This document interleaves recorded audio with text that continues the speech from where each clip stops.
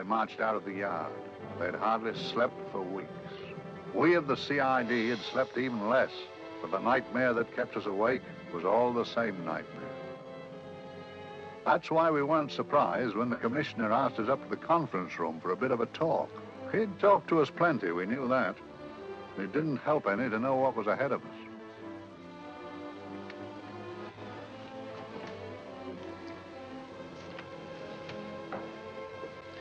Must we have that window open, Gregson? Oh, shut it if you want to. Chief will be in enough of a temper without having a ruddy blast down the back of his neck.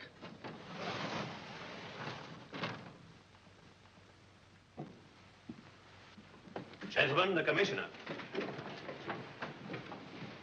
Stuffy in here.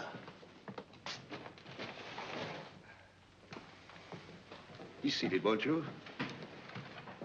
Gentlemen, if you wish to know what able men you are, read any of the works of popular fiction that glamorize your achievements, but don't, I beg of you, read the daily papers. They might give you an inferiority complex. I hate to mention it,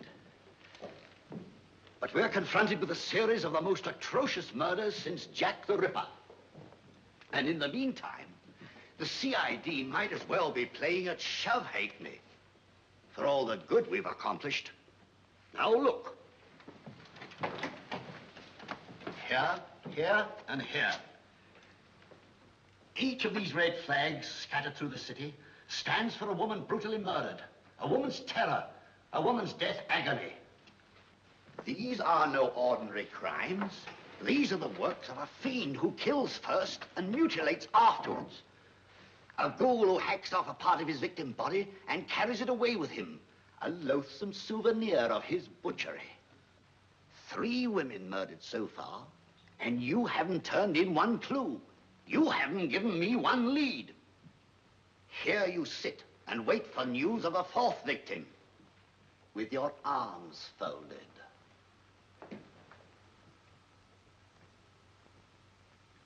Well, we hadn't long to wait. It was down Lambeth Way where a young woman was hurrying home late last night.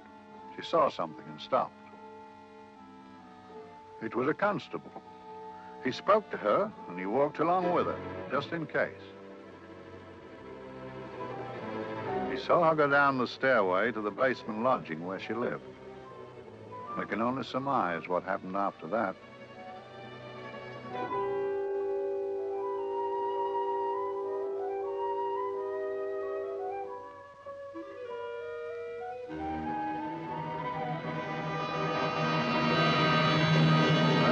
My pride in my pocket and went to see the man who'd so often helped out Inspector Lestrade and myself in the past, Mr. Sherlock Holmes.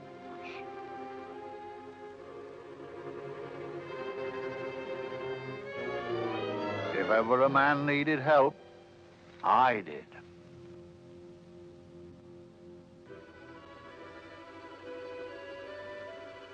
This makes 4, Inspector.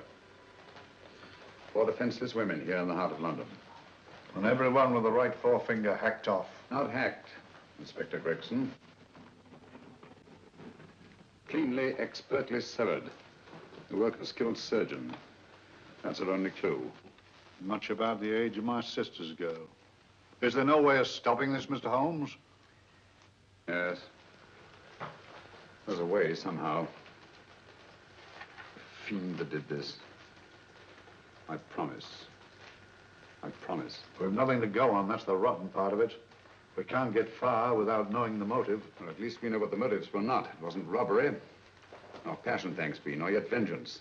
Because they all came of totally unrelated families. Steady, Inspector, steady. Sorry, Mr. Holmes. I don't turn a hair when it's a bloke that can look after himself. A little slip of a thing like that. Yes, it's horrible. Come on, let's get a drink.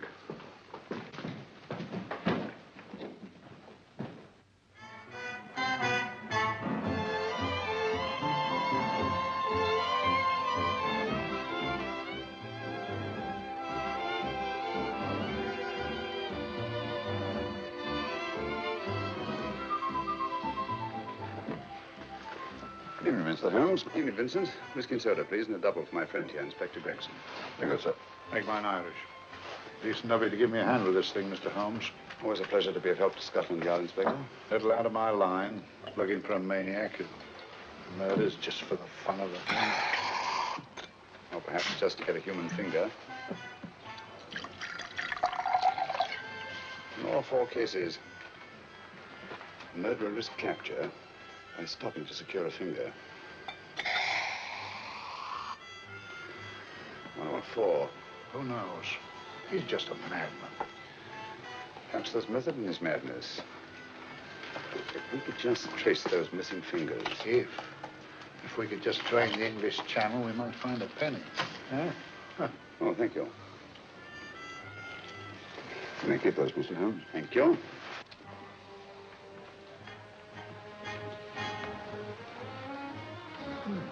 Sir George Fenwick, isn't it?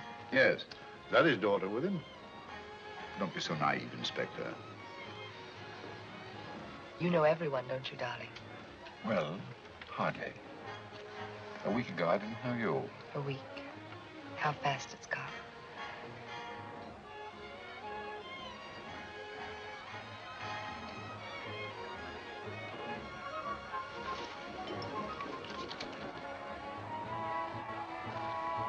I collect these things. How very quaint of you. Shall we go? Yes.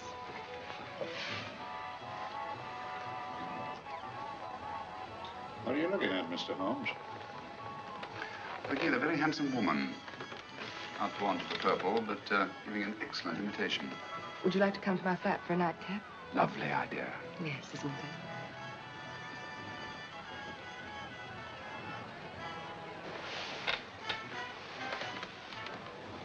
I wonder where she's taking Sir George Fenwick. Don't be so naive, Mr. Holmes.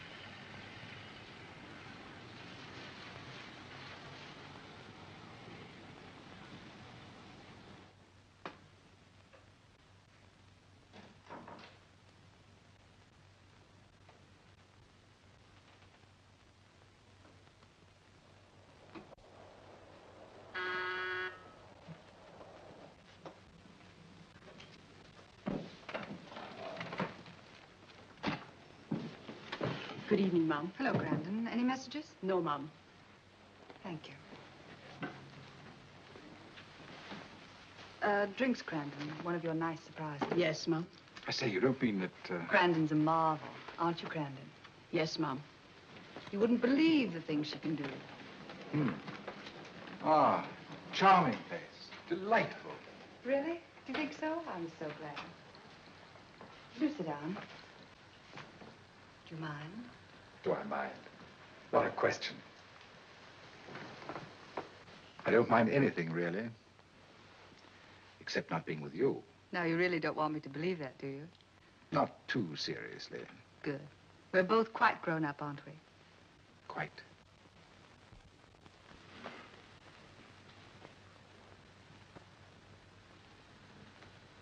You're a treasure, Grandon.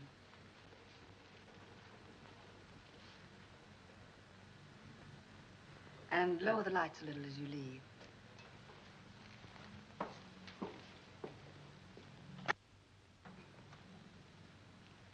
I prefer a more flattering light.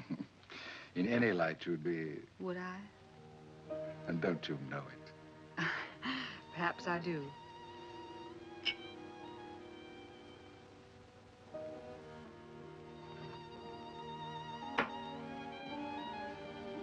Oh, that priceless woman. You wouldn't believe it, but she's absurdly romantic. She loves dreamy music, and she thinks that we... But we do, don't we? Do we? Well, it's rather soothing, restful. Yes. And we all need rest at times, like tired children who played too long. You've played with wooden soldiers, I suppose. Funny. Hadn't thought of that for years. Toy boats were my special joy. Anything I could set afloat anywhere. Like this. And this. Toy boats sailing into the Never Never Land. The land of beautiful dreams. Look. Look, odd, isn't it, how the light is reflected? Little specks of light that move and move. Like stars on a slowly moving stream. You know, Holmes, I'm very sensitive to atmosphere. No? Yes, I can tell by the feel of this room there's been a murder committed here. It may interest you to know, my dear fellow, it was the other side of that door at the foot of the stairs that the poor girl was murdered. If only I could find it. Find what? The one thing these unfortunate victims have in common that might give us a motive for these murders.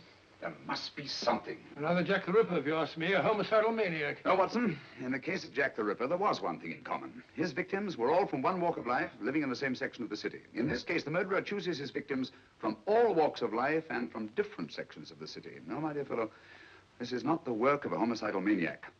It's something infinitely more sinister. You give me the creeps. What on earth are you talking about? Watson, I'm convinced that these murders are only incidental to some larger and more diabolical scheme. That may be, but why the severed fingers? The answer to that question, my dear fellow, is our only hope of solving these mysteries. Dear sister, I am so happy. I had such a lovely holiday at Brighton with you and Alf. And I'm looking forward to being with you again. Poor little thing. Sort of raises a lump in your throat. I can picture her sitting here happily writing this letter. And a lot bit of realizing that she's shortly going to her death. Hello? Gregson. Oh, there you are, Mr. Holmes. I've been looking for you everywhere. What's happened? Murder in Edgware Road, not half an hour ago. Woman? Yes. And the right forefinger cut off clean.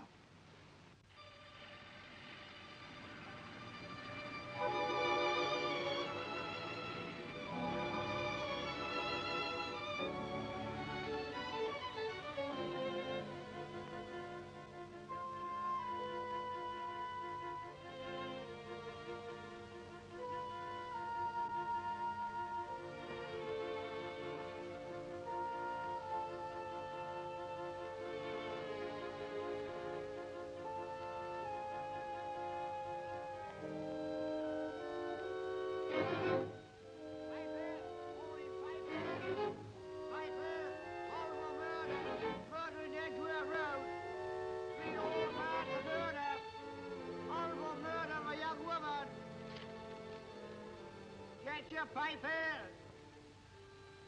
All for murder, papers, all about the murder. Morning papers, all about the murder, horrible murder. Another young woman found murdered, papers here. Horrible murder, papers, read all about it. Get your papers, murder in Edgware Road. Horrible finger murder. Shocking murder in Edgware Road. Horrible murder of a young woman. Read all about the murder.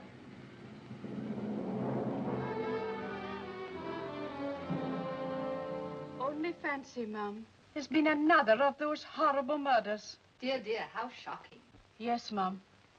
I really don't feel quite safe here myself. Oh, dear.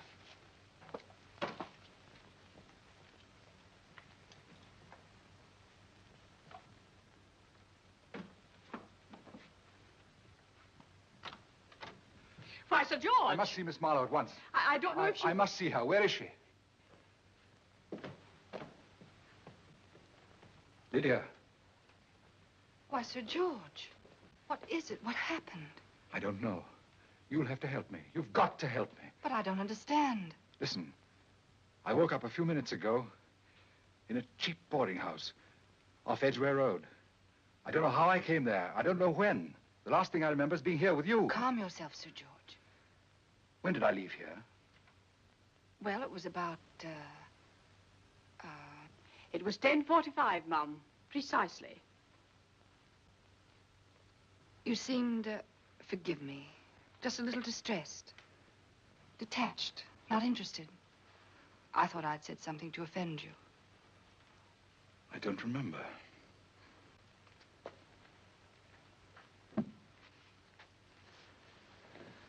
I can't remember. Tell me, has this happened to you before? Before? Well, there is such a thing as amnesia, you know. If it was 10:45 when I left you, it was 9 this morning when I woke. Over 10 hours lost. 10 hours that I can't account for. And in my pocket when I woke, I found... Yeah, in my pocket. That isn't... Oh, it's not for you, of course. It can't be. Excuse me, Mum, but there's a man asking to see the gentleman. Send him away. Yes, Mum. No, please. I'll see him.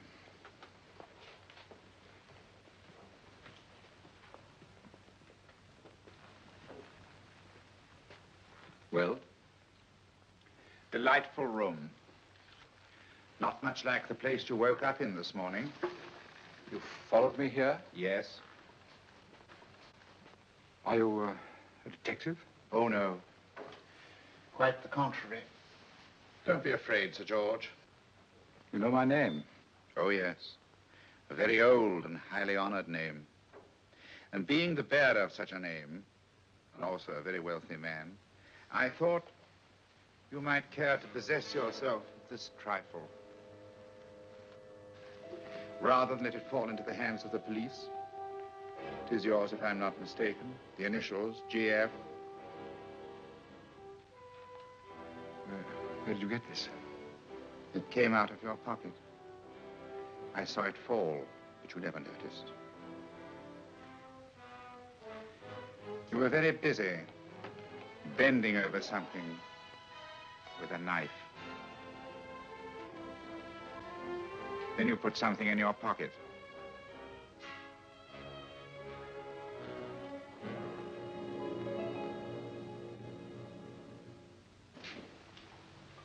Come along, Holmes, come along, come along. How many more times must I tell you? You're missing a treat. This is delicious. Little jam tarts to follow. Aren't you tempted? You and your flesh pots. They tell me that fish is good for the brains. Brains haven't any.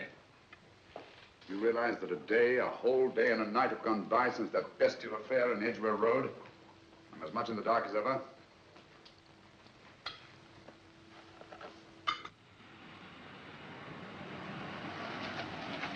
Hello, here comes a client, unless I'm very much mistaken.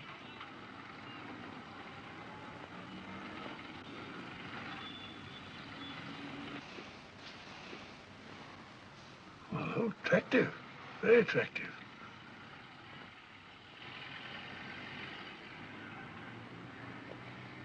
Obviously, she left home under the stress of some very great emotion. How do you know that? She isn't wearing any gloves. A startling omission in a young lady of fashion. No, she didn't put her coat on.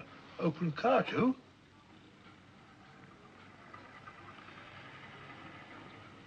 Furthermore, there's something in that bag she wants to show me. What makes you say that? The bag doesn't match her dress, indicating it was picked for size rather than style, to accommodate some bulky object. You amaze me, Holmes. What do you mention money for?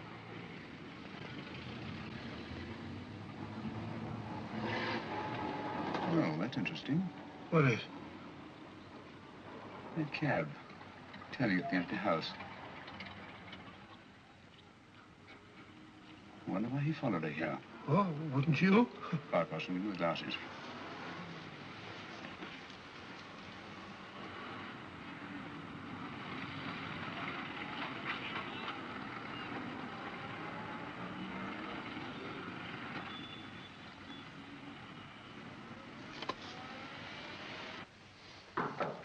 Well, we shall soon know. Yes, Mrs. Hudson? It's a young lady, sir. Most urgent. Ask her to come in. Go right in, miss. Mr. Holmes? Yes, this is my friend, Dr. Watson. How do you do? How do you do? Mr. Holmes, you must excuse me, please. Yes, well, won't you sit down? Come along. May I? It's quite all right. Thank you.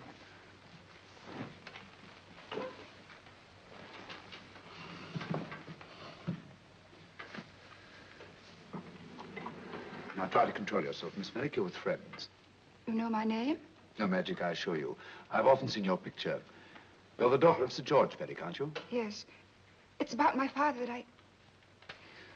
What about your father, Miss Fenwick? Oh, I don't know what to do. He's always been the nicest, dearest person. Only since Mother died. Yes, but we know. So I didn't think anything of it when he was away all night before last. But he didn't come home until yesterday at tea time. Didn't come in for dinner at all. Just paced up and down in the library hour after hour. I begged him to let me in, but he wouldn't. Steady, steady. Now take your time. I couldn't sleep a wink last night. Then I started hearing things. Hearing things? What sort of things? I heard someone in the garden underneath my window. Then I saw a figure moving down the garden path. And I recognized my father. Stealing through his own garden like a thief.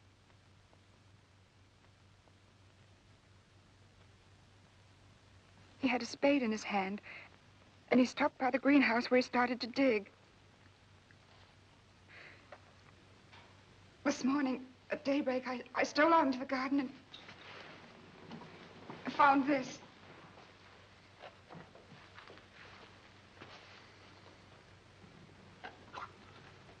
A finger. A human finger. Bring up Scotland Yard, Watson.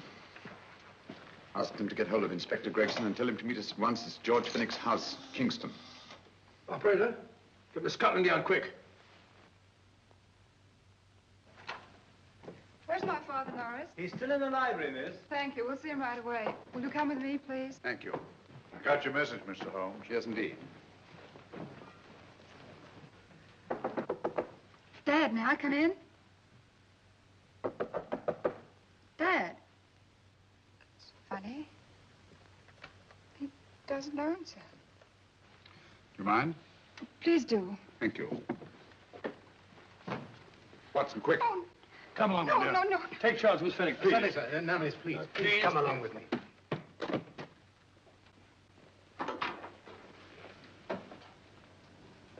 Dead? Yes. What do you make of it, Doctor? Shot in the back, between the second and third ribs. The bullet undoubtedly penetrated the heart. Look at the powder marks on his coat. I was afraid of this. What do you mean? Don't you remember the man in the cab who followed Miss Fenwick to Baker Street? Well, you don't think he had anything to do with it, do you? I think it's reasonable to assume that he tipped off someone that I'd been sent for. Sir George has obviously been murdered to keep him from telling me what he knew. What was the weapon used? Small caliber revolver, point blank range by the look of the wound. The murderer came in through those French windows. The mud from the garden he brought in on his boots. Sir George must have surprised the intruder. Passed the room to him here. What follows we can't tell. But from the location of the wound, I'd say that he turned his back for a moment, and as he turned, the muzzle of the revolver was placed between his ribs and one muffled shot fired. And you mean to say he kept on going, even after he was shot? There's no doubt about it. Look there. The trail of blood leads us back to the desk. There's something Sir George was after. Something. I know. He was trying to summon help, poor chap. I don't think so, Watson. There's the bell pull by the fireplace. No, you'll notice from the trail of blood that Sir George made straight for this desk here. I wonder, there was something he was desperately anxious to get. Hello. His right hand's clenched. That's perfectly natural. Death agony. The left hand lies open. Why only one hand clenched in the death agony? The right hand, the hand nearest the desk. Please note that. If Sir George took something off this desk, something so important that he spilled his last drop of blood to get it, I want to know what it is.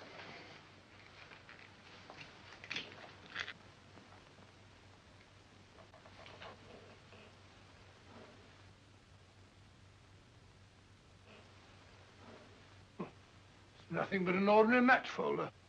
Where does that lead us? I imagine to something very important, Gregson. This match folder's from Pembroke House. Why shouldn't it be? He was there, you know. We saw him yesterday. Yes, but the effort he made after he was shot to get hold of this match folder. It's just possible he wanted someone to remember Pembroke House. He may have wished to recall it to someone who saw him there. Someone who, like ourselves, saw him with a woman.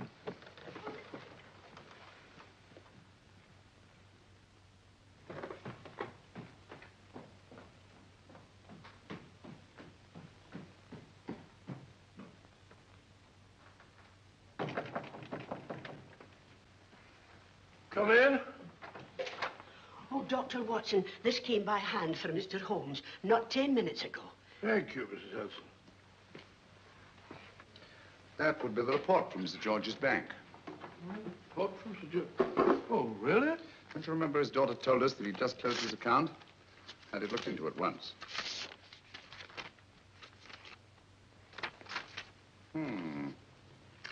He drew out his entire balance in cash, nearly £10,000, yesterday, just after that young woman was murdered. What does that suggest you, Watson? But he paid it out to someone. Precisely. I smell the faint, sweet odor of blackmail. You don't think he paid it out to someone who saw him murder the McLean woman? Sir George never murdered anyone. But he did have that woman's finger, and he empty did have a lot of, and pay out a lot of cash. That's the terrifying part about blackmail, Watson. The victim is afraid to fight the accusation, no matter how false. Once the accusation is made, his name is smeared, and sometimes his life is ruined.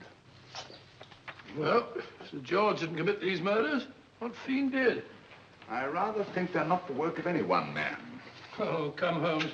You don't expect me to believe there's a whole organization going about killing people and chopping off their fingers. No, it's possible, quite possible. Well, whoever's behind all this thing must be out of his mind. On the contrary, my dear fellow, if my assumptions are correct, this little scheme has behind it the most brilliant and ruthless intellect the world has ever known. You don't mean Professor Moriarty? I do. Oh, steady, Holmes. You've got him on the brain. This is the third time in as many months you've suspected him of unsolved crimes. He's dead, you know. Is he? Is he? You know he is. He was hanged in Montevideo, well, over a year ago. I know that someone was hanged in Montevideo under that name. But I'll stake my reputation that Moriarty is alive and here, now, in London. Hello? Yes, Dr. Watson, wait a minute. You me? Well, yes. This is Dr. Watson speaking. No, I'm afraid I've retired. I don't practice anymore. What? Oh, that's a different thing. An emergency case. Well, just a minute. Yes? Yes, well, see that she's not moved. Remember that? Don't touch her till I get there. Fractured case in McCardle's Mews. Heavy woman. 14 stone. Oh. Look at dust. 14 stone. Just the sort of person who would hoist herself up on a stool to feed the canary. There ought to be a law against fat people keeping little dicky birds. Well, so long, old man. I shan't be very long. Haven't used that bag since I brought little Amelia. What's her name in the world? She grew up to be a very unattractive child. Oh, who wouldn't with a name like Amelia? Oh, Amelia. Amelia.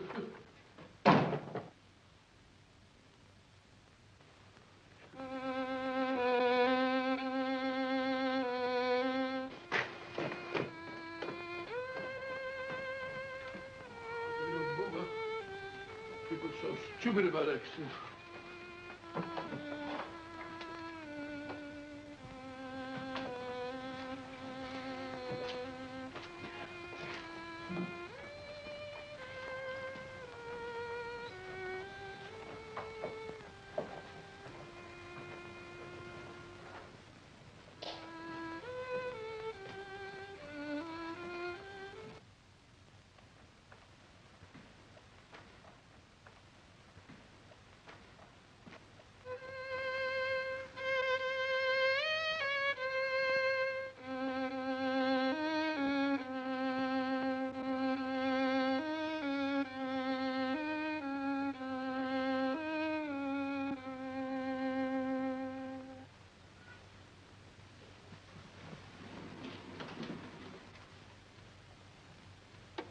Oh, Professor Moriarty.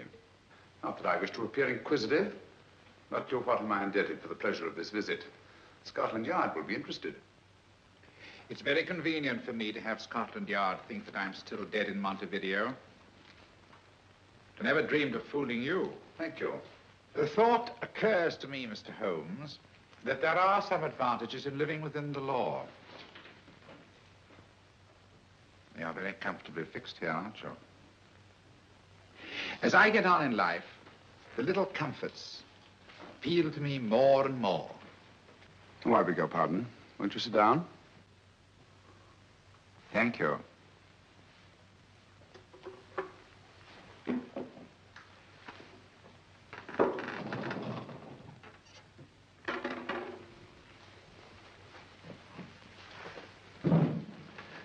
And now, Professor Moriarty, what can I do for you? Everything that I have to say to you has already crossed your mind. And my answer has no doubt crossed yours. Yes, final? What do you think? I shall not rest until you are hanged for the finger murders. You've no proof, you know. No, not a shred. But I have you. I could turn you over to the police here and now. You could. But if you did, you'd never see Dr. Watson again. Oh, the telephone call. Quite. I rather assumed you had taken some such precaution. Or I should have snatched up a revolver and indulged in a fit of heroics when you came in. Very smart, aren't you? Not smart enough. Or I should have anticipated you. But if any harm comes to Dr. Watson, I shall seek you out. I shall not rest until I find you, and when I do... No harm will come to Dr. Watson this time. But I can't answer for the future. Mr. Holmes, I should strongly advise you to drop this case. Don't be silly. Think it over. We've had many encounters in the past. You hope to place me on the gallows. I tell you, I shall never stand up on the gallows. But if you are instrumental in any way in bringing about my destruction, you will not be alive to enjoy your satisfaction. And we shall walk together through the gates of eternity, hand in hand. What a charming picture that would make. Yes, wouldn't it? You know, I really think it might be worth it.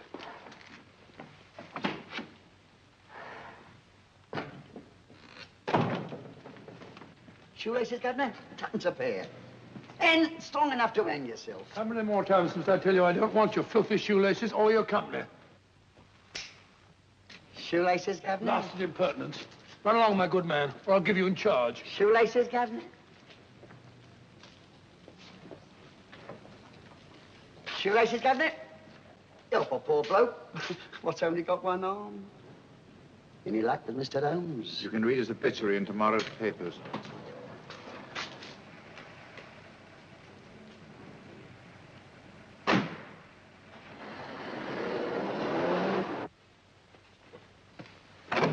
Oh, there you are, Watson. Come in. I was, just going out to look for you. Look for me what for?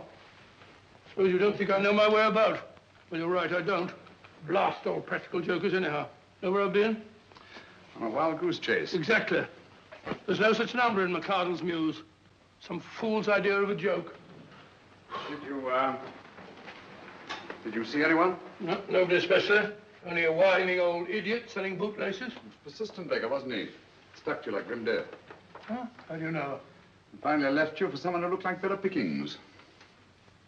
Someone, my dear Watson, was Professor Moriarty himself. What? He's just called on me. Moriarty here and you let him go? But you must be out of your mind. Why? Well, he bluffed me into believing that he was holding a friend of mine as hostage. Friend of yours who? Oh, nobody very important, just a fat, lazy fellow. Medical man, I believe. Medical man? Do I know him? Yes, I think you do. A fellow by the name of Watson. Watson, never heard. Oh, me? I'm afraid so, old fellow.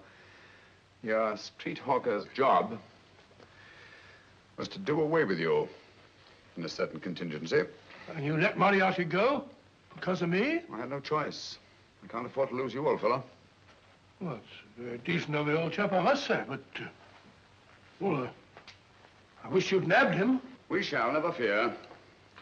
I know the motive for the finger murders. All I have to find out now is the method used with the blackmail victims. Method? Yes. How does Moriarty get them to the scene of the crime? How does he plant those severed fingers on them? And how does he scare them into believing that they may have committed those atrocious murders themselves? Curious.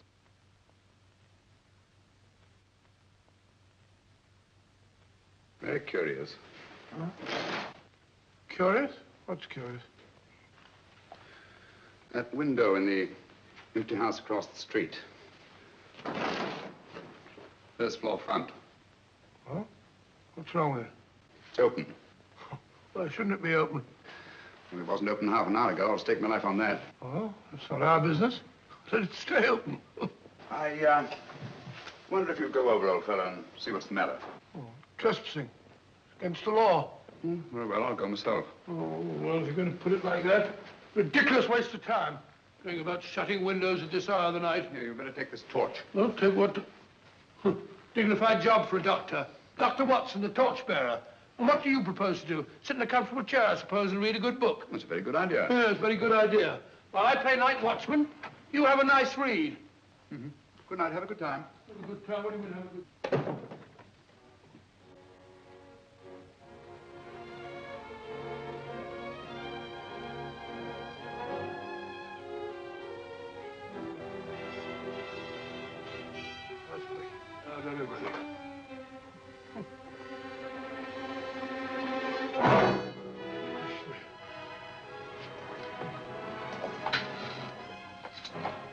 What's it for?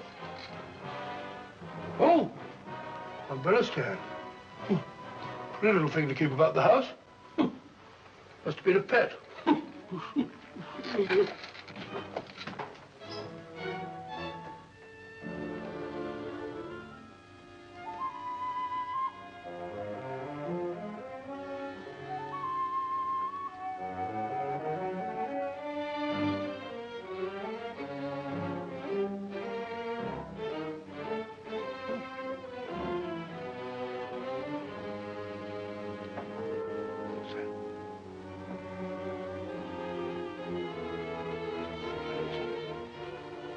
Right, Barbara. This was good enough.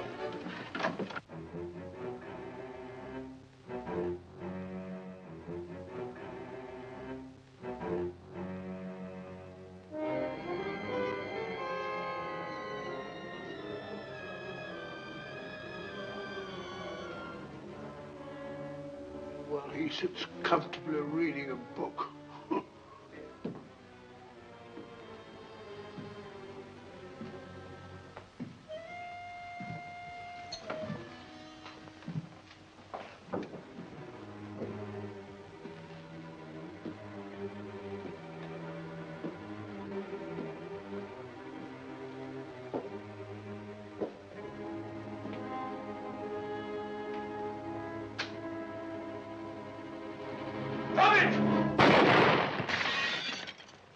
He killed Holmes! He killed Sherlock!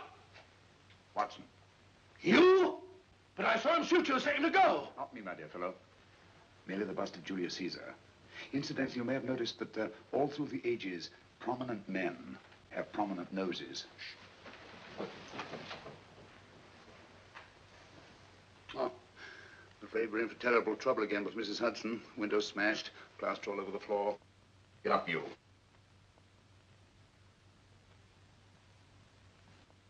Corporal Williams, Middlesex Regiment. Discharged from the army as physically unfit. Papers seem in order.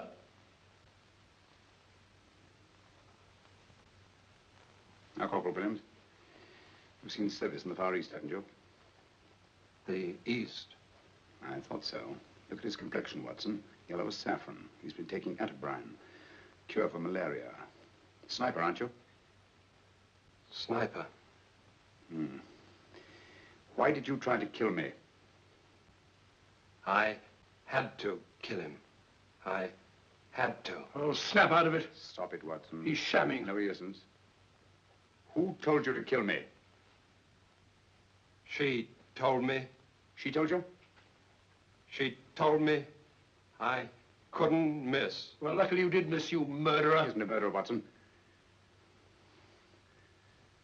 Listen, Corporal Williams. She told you you had to do it, didn't she? I had to do it. I've got it, Watson, I've got it. Got what?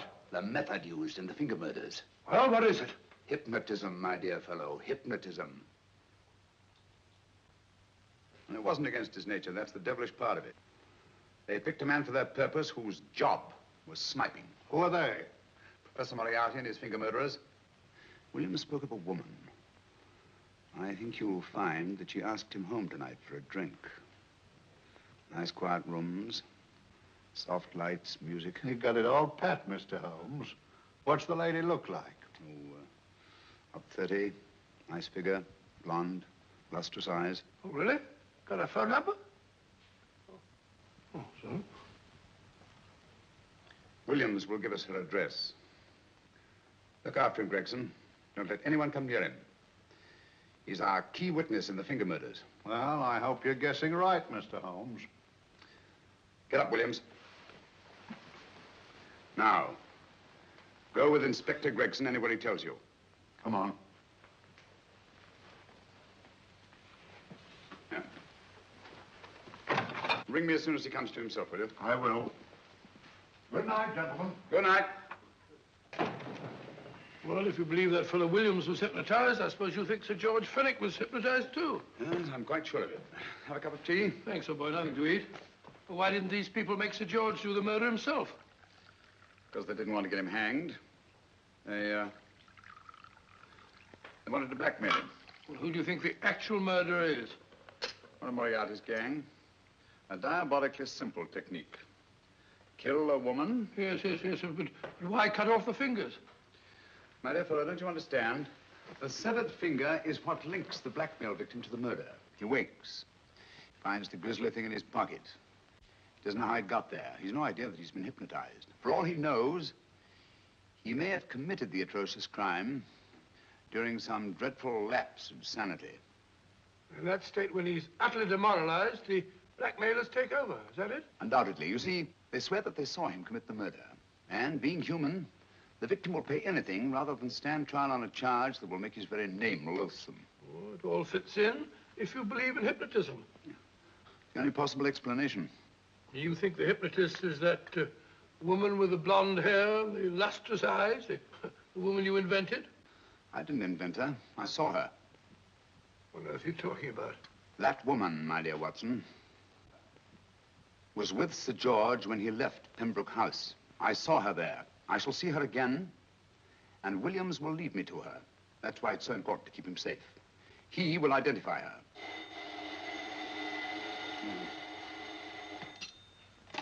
Hello? Yes? Inspector Gregson? What? Well, get every constable in the district. Yes, I'll be over at once. What's happened, Holmes? Williams is missing. Great Scott! Come on.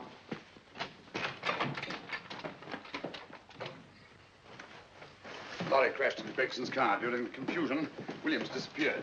Escaped, eh? No, kidnapped. To keep him from talking when he came to. You don't think that Moriarty... With Moriarty, anything is possible.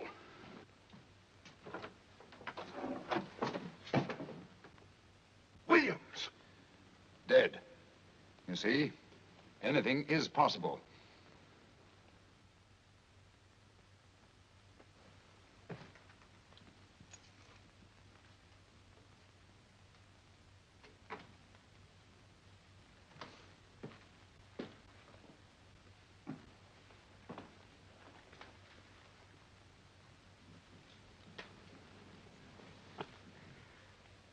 Oh, good morning, Professor Moriarty. You startled me. I'm dressing another dolly, a dear little nurse. Is there anything wrong with your finger? Just a splinter. Nasty thing, splinters. Most trying. One can't be too careful, but I'll get it out for you. I have the very instrument to help you. Sharp enough to split a hair. Put those tools away until they're needed. But they're not tools, sir. They're instruments. Put them away. Is Lydia in? Yes. But really, you should let me. Get dressed. Holmes and Watson just left Baker Street for the Mesmer Club. Mesmer Club? The meeting place of all the top hypnotists in London. Do you suppose that Mr. Holmes is onto our method? If he suspects, it's merely a suspicion.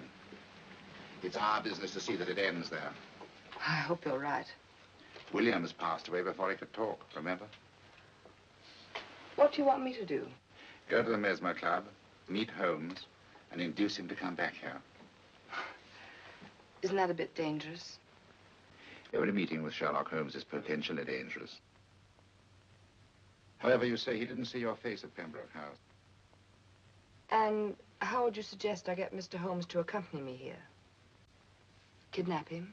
Oh, no. Holmes has one weakness, his insatiable curiosity. If you can arouse that, you can lead him anywhere. It's up to you to take advantage of any opportunity that may arise. This way, please, gentlemen. I'll tell Dr. Onslow that you're here. Thank you. So this is the Mesmer Club.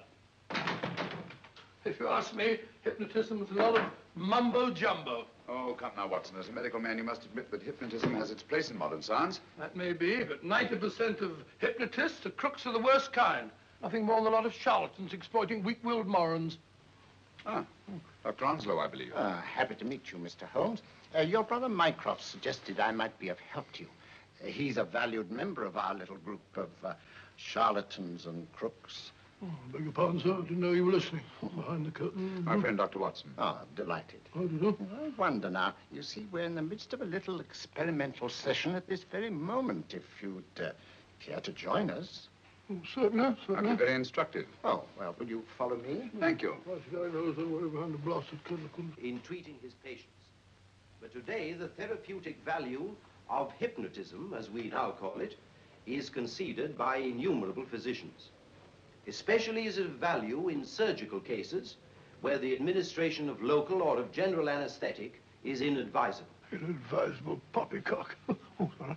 For the sake of latecomers, I may say that I have placed this subject under profound hypnosis.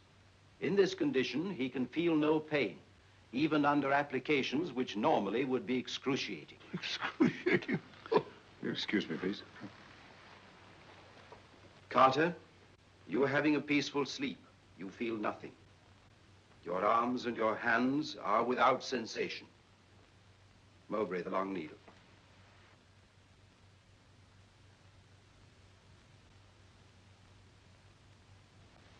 Carter, give me your right hand.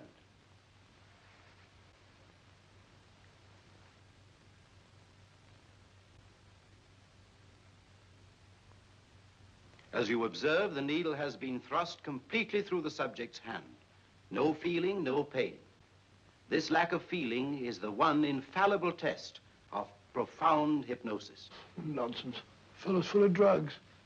Oh, isn't he? Definitely not, Doctor. Wake up, Carter, wake up. You feel well and rested, remember. No pain anywhere. Wake up, wake up. I say, when are you going to begin? All through, Carter. Stand up. This way, sir. And, are these all the people that come here? Oh, no. Others keep dropping in all the time. I suppose it's all right for those who believe in it, but of course, I'm a professional man myself. Then you don't believe in hypnotism, Dr. Watson? I don't deny that there are certain types of hysterical, feeble-minded people who go around if you point your finger at them. But anyone with an ounce of character... How right you are. You see right through our little artifices, don't you, Doctor? Right through, my dear sir. Right through. Right so. But with the feeble-minded, as you say... excuse us, Mr. Holmes. Certainly. Step over here, won't you? Certainly, sir. Anything to oblige. Let me show you how easily we charlatans take advantage of them. Now, sit down, Doctor. Now, we set a thing like this in motion. It's wonderful, the attraction on the feeble-minded, of course. The continuous motion, if they just let themselves follow it.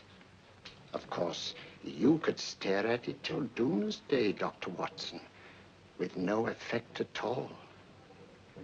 Still, it might make you a little drowsy, like the white ribbon of road at night when you're driving. The rhythm is smooth, unbroken, and the road goes on and on, round and round, always the same, winding and winding. And you're drowsy, you're tired. Let the road come into you, as it were. The long road, the smooth road, the road to sleep. Sleep.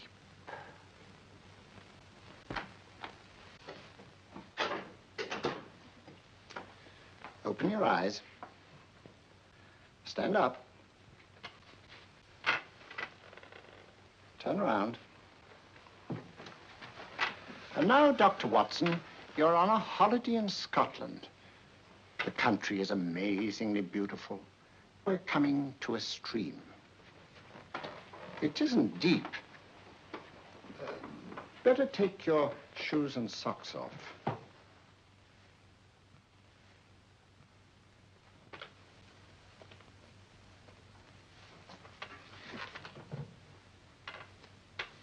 Roll up your trouser.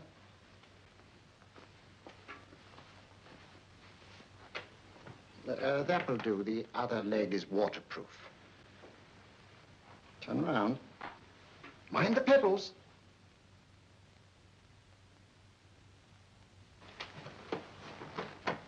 Sit down.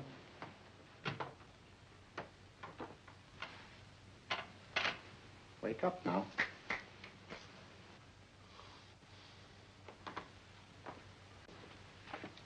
There, you see? What did I tell you? It didn't work with me. Why, nobody with an ounce of character.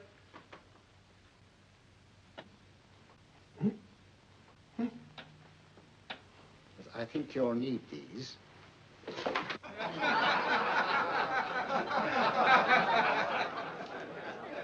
Something to laugh at? Watson, she's here. Oh, the woman you're looking for? Yes, I'm going to meet her. Perhaps I can induce her to take me to Moriarty. Do you think it's wise, Holmes? May not be wise, but it's essential. After all, I've held me on with Moriarty in the past. But isn't it dangerous? She might be a hypnotist. If my will isn't stronger than hers, I deserve to be hypnotized. Shh. I feel I must protest, Dr. Onslow. I was told this was a gathering of serious students of a great science, and I find myself in a company of buffoons. Oh, my dear madam. Elliot's and Esdale Brain. Were those men martyrs for the truth, that you may laugh over your childish, cruel tricks? I must say I'm in complete agreement with you, madam. This was most unnecessary performance, Dr. Onslow. Beg your pardon, sir. My name is Holmes, Sherlock Holmes. At your service, madam. Thank you, Mr. Holmes. I'm afraid I've created a rather embarrassing situation. But you see, I'm interested in the serious study of hypnotism. So am I, too. Perhaps we have something in common, Mr. Holmes. Perhaps we have. Would you join me for a cocktail at Pembroke House? I should be delighted. Good.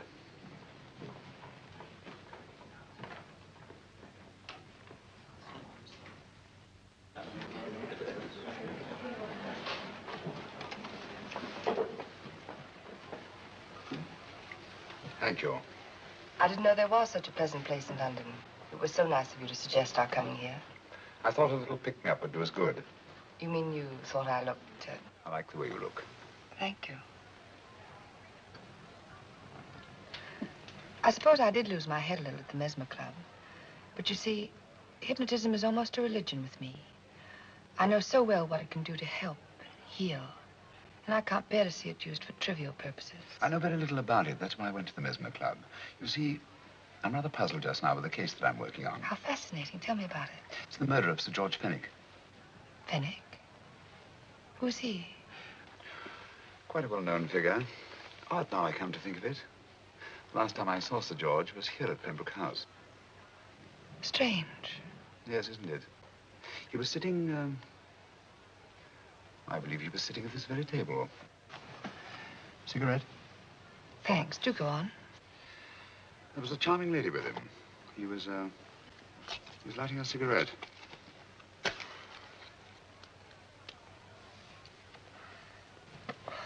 Charming. Did you see her face? No worse luck.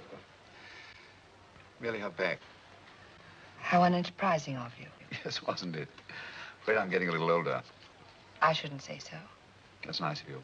Still, the first time in my life, I've got hold of a case that's beyond me. I'm actually losing sleep over it. You know, Mr. Holmes, I believe I could help you. Really? I should be very grateful. You're amused. Oh, merely skeptical. How would you go about it? I've used hypnotism more than once in healing. Not for profit. I'm not a professional. But I do think I could help you. If you'd care to... I can't think of a pleasanter experience.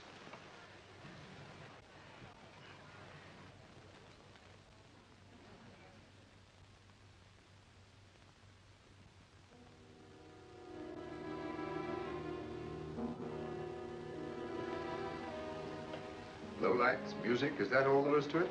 You must relax, Mr. Holmes. I'm afraid you're a rather difficult subject.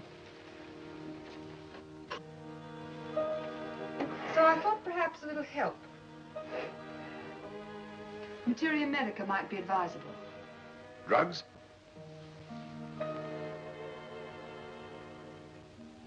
No, I'd rather not, if you don't mind. As a matter of fact, I'd rather not myself. But Schrenk-Notzing, he practiced in Munich, you know. Believed it the best means for difficult subjects. Do you mind? Well, as a matter of fact, I don't approve of sedatives. Just as you wish. We don't have to go on with this at all, you know. Wait a minute. Wait a minute. All right. I'll take a chance. It's really quite harmless. What is it? Cannabis japonica, an oriental soporific. You need water.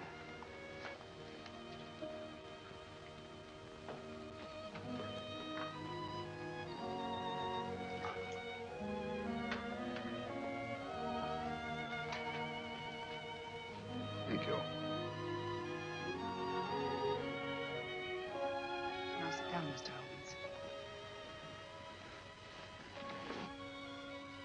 Holmes. You'll feel yourself growing drowsy. Don't fight it. Give in to it. Because you do want to sleep, you know. Just fix your eyes on this one white flower floating on the water. Empty your mind of every other thought. Follow the motion of the water. So smooth, not a ripple. Waters of forgetfulness. Steady, deep, strong. Strange, isn't it?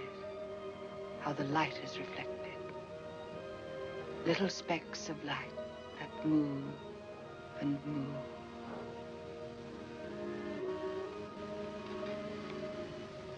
It's restful here.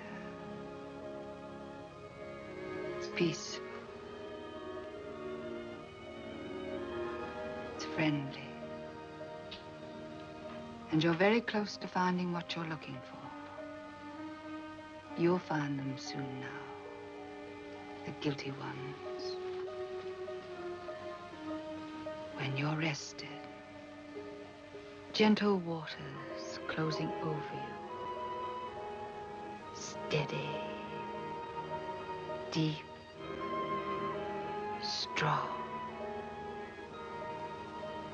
Drawing you down, down, down.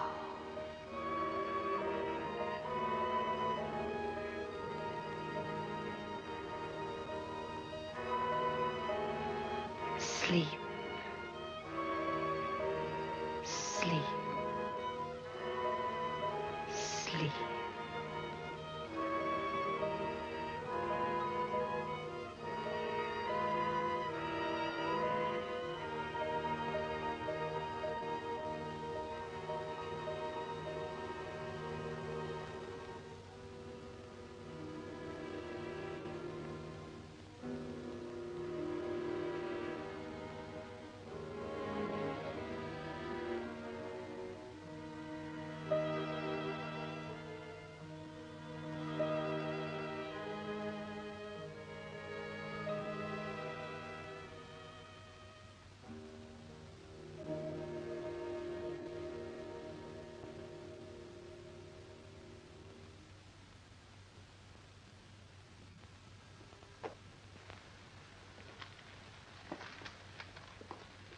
Here he is, Professor Moriarty.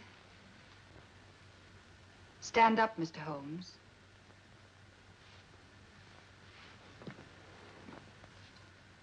Open your eyes. Face this way. Are you satisfied? We are dealing with a clever man. He may be shamming.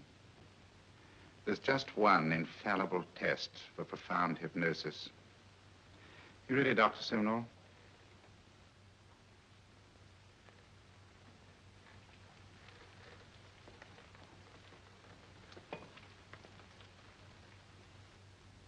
That will do, Doctor.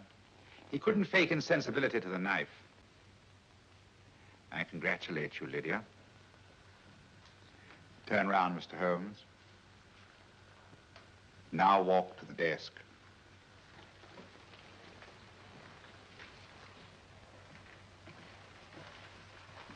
Sit down. Take that pen and write what I tell you to write. I have at last found a case which I cannot solve.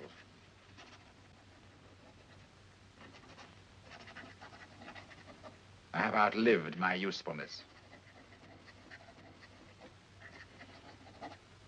Therefore, I have decided to end my life.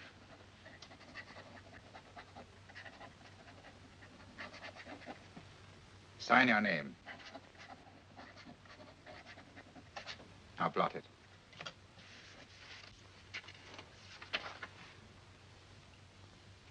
Fold it up and put it in your pocket. Come, Mr. Sherlock Holmes. Go out onto the terrace. But it won't look like suicide, sir. I'm sorry, but Mr. Holmes' injuries must all be self-inflicted. Let's walk a little, Mr. Holmes. It's so pleasant here in the garden. Just step up here onto the terrace. It's a nice, broad terrace. Now turn to the left and walk slowly to the end of the terrace.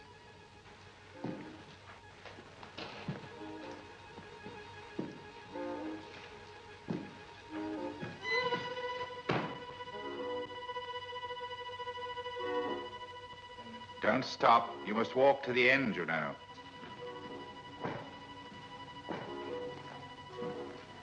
The end leads to an open doorway. You can pass through it in perfect safety. In the room beyond the doorway, you'll find what you've been looking for. Must you drag this on? This is the moment I've been anticipating for a long time, my dear. Go on, Mr. Holmes.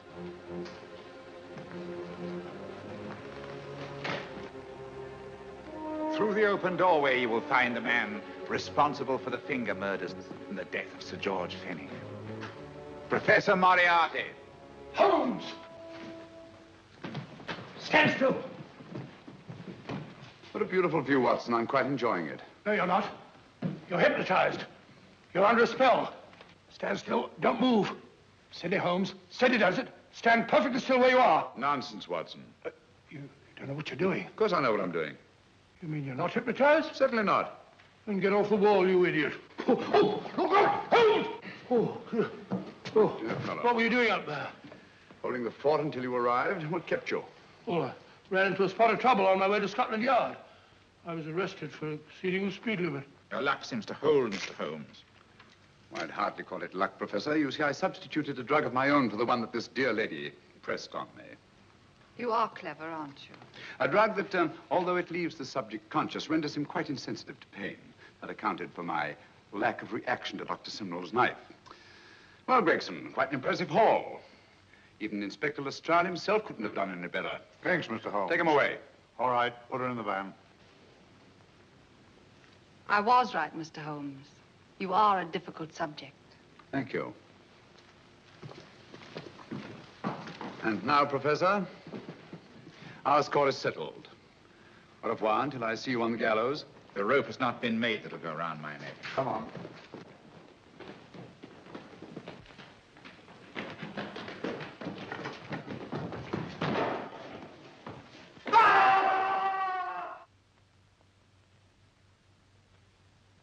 I'll take care of things, Mr. Holmes. Thank you, Inspector. Come on.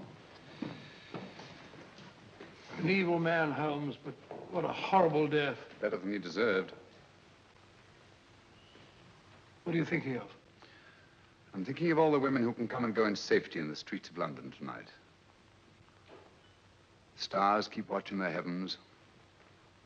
And in our own little way, we too, old friend, are privileged to watch over our city.